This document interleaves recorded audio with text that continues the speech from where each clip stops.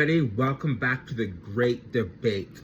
I decided I wanted to have a discussion with everybody, and like no fancy backgrounds, no fancy AI technology, just me and you talking, because I feel like the topic I want to talk about is really important. And what I'm hearing a lot of our leaders talk about is the homelessness and the addiction problem happening in Toronto. And I truly believe that there is an issue, there is a problem. And I think we can admit that without attacking people or stigmatizing people. And the reason why I bring this up, because I was on the subway today. I live downtown, and I was taking the Blue Night bus, the 320 bus. And this was at least 4 a.m, so I was on my way to work. And I was being at the bus stop, and this unhoused person came up to me, asked me for change. I said, I'm so sorry, I don't have any change because I don't have change on me. And they got so belligerent and so upset. They said, what do you need? You don't have any change. I need food. I'm starving. I'm like, hey, I'm sorry. I don't have change.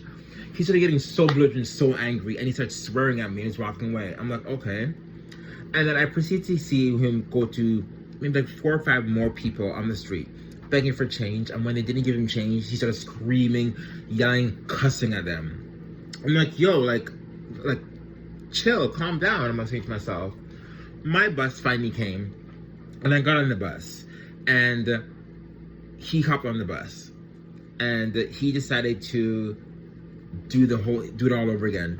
Asked every single person on the bus for change, swearing when people wouldn't give him change, swearing up and down, calling them all names, calling them another name, and finally the bus driver kicked him off the bus. And I really had to sit and think. I was like, what really happened to Toronto?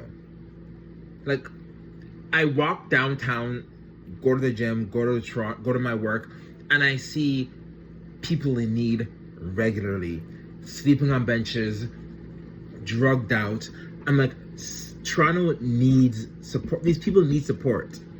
And it's interesting because there's this article going around that these mayors are asking Ontario, we need support with the addiction, with the homelessness problem in Toronto.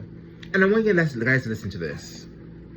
There are human tragedies playing out every day on sidewalks and in parks across the province. We can't continue to walk around or step over. We have to solve this. Ontario's big city mayors pleading for help, urging the provincial government to declare a state of emergency to tackle homelessness and addictions, dual crises putting a strain on cities and towns.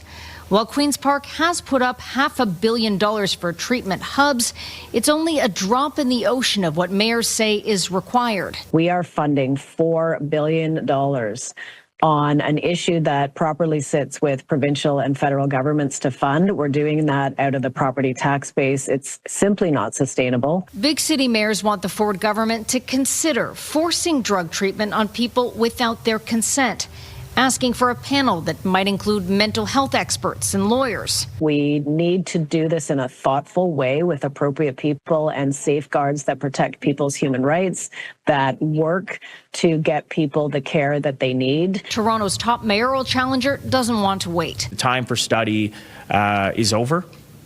People have waited long enough. People are dying on our streets now, and we need to course correct. The current mayor batting away the question of mandatory treatment. Well, let's make sure there's treatment first. The provincial government owns the city about $20 million. And I think it's really important to have this discussion, because one thing they said it's time for mandatory treatment. And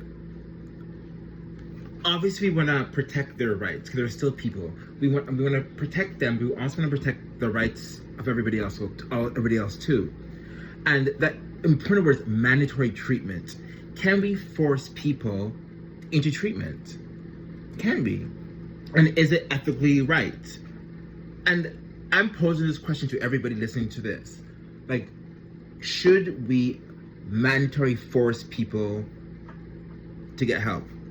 Because right now, and I'm seeing it all online, all social media, everybody's walking down Toronto, and I've said it multiple times, Toronto's Gotham City now. Toronto's Gotham City. Every time you go downtown, there's, like, even there was a clip online about an unhoused person walking on the street, and he was in front of a fire truck. I'm pretty sure some of you have seen this. And the fire truck was trying to go, and he was not moving. And this gentleman tried to get him to move, and he still wasn't moving until the fire truck driver got out and moved him. But it was like, now you're stopping fire trucks, trying to stop. Like, there is an actual issue happening in Toronto, and is it unethical for us to force people to get help now? At what point do we say, hey, enough's enough, we have to do something? Or is there another solution? And I'm posing this question to everybody because honestly, I don't have the answers, but it's just a question I'm posing. Should we be forced? What can we do? When it comes to our mayors, I feel like Olivia Chow, like, addressing the issue, she was just brushing it off, while Brad Bradford is really trying to tackle these issues. And honestly, this may actually help him, because last election you weren't doing so well, Brad Bradford, but now, like, you're like, I think you're up to like 40% in the polls. You're doing pretty well, and this issue on homelessness and addiction could really set him on the winning streak, because he's talking about issues that I've seen countless times over and over again on social media. So I'll make this clip short. What do you guys think? What do you guys think about the homelessness problem, the addiction problem? Is there a problem? Is there not a problem? And what do you think we should do about it? And is forcing someone to get help the right thing to do? And how can we do it? Till next time.